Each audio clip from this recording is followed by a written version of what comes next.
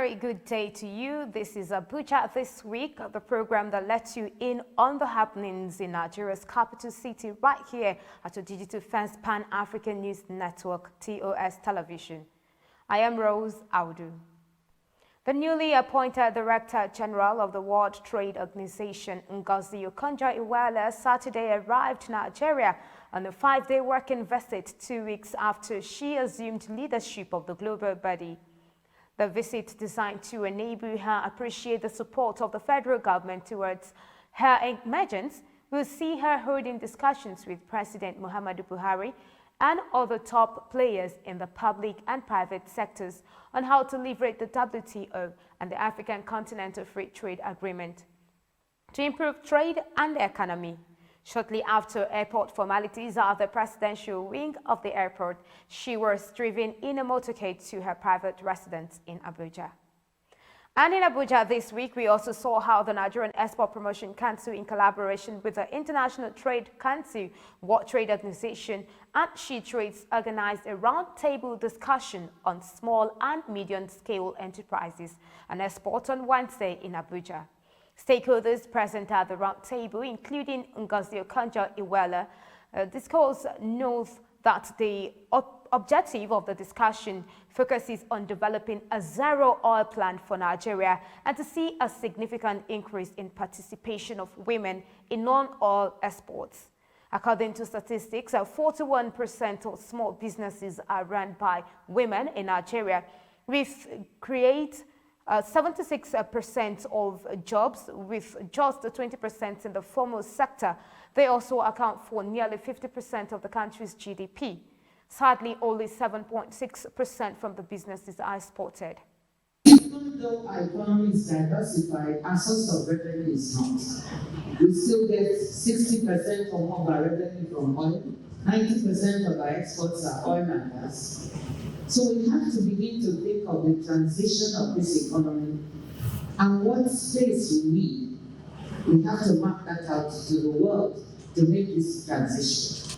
Trade and globalization, whilst it has lifted hundreds of millions out of poverty, has also left some people behind. Even in rich countries, you see what is happening now with populism. Micro, medium, and small enterprises are the backbone of Nigeria's economy. Even though micro, medium, and small enterprises account for 76% of the jobs in the country, they only account for 7.6% of exports.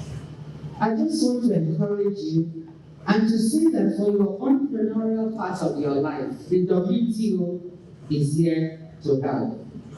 And we will try to continue partnering with you and expanding. The World Trade Organization, WTO, has promised to provide capacity building and technical assistance to Nigeria in order to boost the quality of the country's export products. The Director General of the Global Trade Organization, Dr. Ngozi Okonjo-Iweala, made this known while she was addressing the press on her visit to the Ministry of Foreign Affairs in Abuja. Her visit to the Ministry of Foreign Affairs is part of her routine since she arrived to Nigeria. So we're not doing so badly. I believe that Nigeria can compete within the 1.3 billion people market that we have in Africa. And if we're able to export this much into the continent, I think we're able to try more. I don't know about being stifled. Competition, after that period, in which you've been able to develop your industry, which is available to us under special and differential treatment. We should be able to compete with other countries and even outcompete them in certain areas. We're doing that already, and we should build. In Abuja this week, we saw that the Minister of State for FCT, Ramatu Tijani Aliyu, has flagged off COVID-19 vaccination for residents of the Federal Capital Territory, FCT. Performing the exercise at the Asokoro District Hospital, Abuja, the minister noted that the launching was the single largest vaccination program ever in the FCT to herald decisive victory over the COVID-19 pandemic. She noted that Abuja, being the seat of the federal government and melting point of the nation, has been challenged by the pandemic. She added that in readiness for the COVID-19 vaccination, the FCT, through the FCT Primary Healthcare Board, and partners completed a cold chain preparedness assessment and trained all members of the 65 vaccination teams. We also saw that the Economic and Financial Crimes Commission, EFCC, on Thursday arraigned 2 former directors of the Federal Inland Revenue Service and 7 officers of the agency on charges of fraud and criminal misappropriation of about 4.6 billion naira. They were arraigned on 42 counts before Ijeoma Ojukwu of the Federal High Court sitting in Abuja. The defendants included the former coordinating director of FIRS, Peter Henna, and Mohammed Bello Auta, who is a former director of finance. The rest of the defendants who are still in service of FIRS are Amina Sidi, Finance and Account Department, Umar Aliu Aduka, Internal Audit, Mbura Mustafa, Deputy Manager, Obi Okeke Services Group, Obaje Napoleon, Head of Budget, Udo Iyang F. Young, Officer 2, and Benjamin Jian, Assistant Director. The EFCC alleged in parts of the charges that the officials between 2017 and December of 2018 in Abuja conspired to conceal funds said to be proceeds of unlawful activities. More stories from the Federal Capital City after the break. Do stay tuned.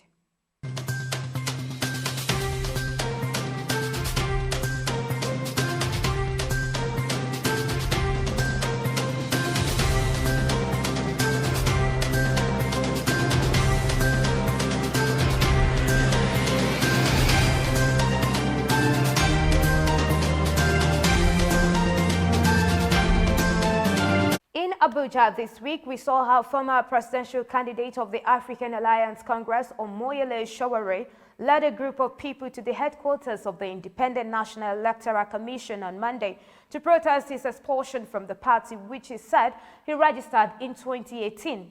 According to him, he submitted a letter to INEC containing a 7-day ultimatum to the electoral umpire to restore the party to the original owners or risk violent protest.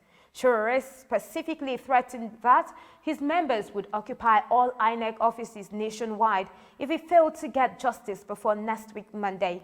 However, the chairman of the AAC, Leonard Nzenwa, also besieged the INEC headquarters to counter Sowore's claims. A leading domestic tourism, travel and tourism show, Abuja Jama, the Wonders of Nigeria Expo, is set for Abuja on March 26th and 27th of 2021. This was reviewed in Abuja recently when Ambassador Ikechi Uko, publisher at News, visited the Director General National Institute for Hospitality and Tourism, Alhaji Nura Kangiwa, in Abuja. Ambassador Uko briefed Turaki Nura Kangiwa and his directors on why they sought the partnership. According to them, the official training institute for tourism in Nigeria, and they are the official training institute in Nigeria and cannot bring a vision of empowering travel professionals without such a partnership. He said that Abuja Jabama is usually held in November, but due to the COVID-19 lockdown in 2020, it has to be moved to this year. The federal government of Nigeria, through the Ministry of Humanitarian Affairs and Disaster Management and Social Intervention during its National Social Safety Net Project Engagement meeting on Wednesday with state permanent secretaries across the nation, has restated its commitment to lift 100 million Nigerians out of poverty within the period of 10 years. It made this known in a meeting in Abuja as it said it will be done national conditional transfer, otherwise known as household uplifting. Kangiwa congratulated Ambassador Uko on the successes of the 7 Wonders of Nigeria project and the consistency shown by Act News and Akwaba Travel Market over the years. We are here to work with the stakeholders to uplift the businesses of tourism and grow the country. While speaking with TOS News on how to achieve the objectives of the program across the nation, the National Coordinator of Conditional Transfer, Mr. Jafar Ibrahim, said the meeting is an essential approach to abreast all permanent secretaries on which the program is housed on their supervisory role for proper implementation of the program in their respective states. This program is designed like bottom-up approach. It is a structure that was put in the federal, states, and local governments. The permanent secretaries, where the program is housed in each state, they have a supervisory role and the implementation in the states. That's why we feel they should come here. From time to time, we meet with them, abreast them with the activities, if there are additional activities. And if you see, most of the permanent secretaries are new within their own ministries. So ministries are created newly, and then they transfer from a ministry to another ministry. So we need to have a very close collaboration with the ministries at the state government for the proper implementation. Expressing the objectives of the program, the Permanent Secretary of Ministry of Women Affairs and Social Welfare, Akwa Ibom State, Mrs. Margaret Annette Edem said, it is to ensure that the conditional transfer that ought to get to the vulnerables is not influenced by politics.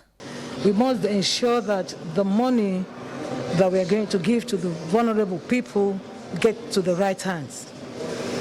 It's a program that we should not play politics with. It's a program that we should not allow the state governments to over-influence. It's a program that we must do bearing in mind that we want to touch lives and we want to touch these lives positively. Because what we look at the end of this is how to better the lot of the less privileged in our various states. So we, as permanent secretaries, must ensure. There has been a scarcity of foreign rice weeks after the reopening of borders by the federal government. It was reported that many traders in some markets in Abuja on Saturday were out of stock of foreign rice in their shops and warehouses. Hajia Ramati Muhammad, the rice seller in Otaku Market in Abuja, said in view of the scarcity, the price of foreign rice had increased in the market. Muhammad said that the scarcity started in the last 2 weeks. In January and February, we have the foreign rice available all over the place in this market. That time, we were buying for 25,000 naira and selling at 26,000 naira. But in the last 2 weeks, it has gone up to 27,000 naira. And yet, the rice is nowhere to be found.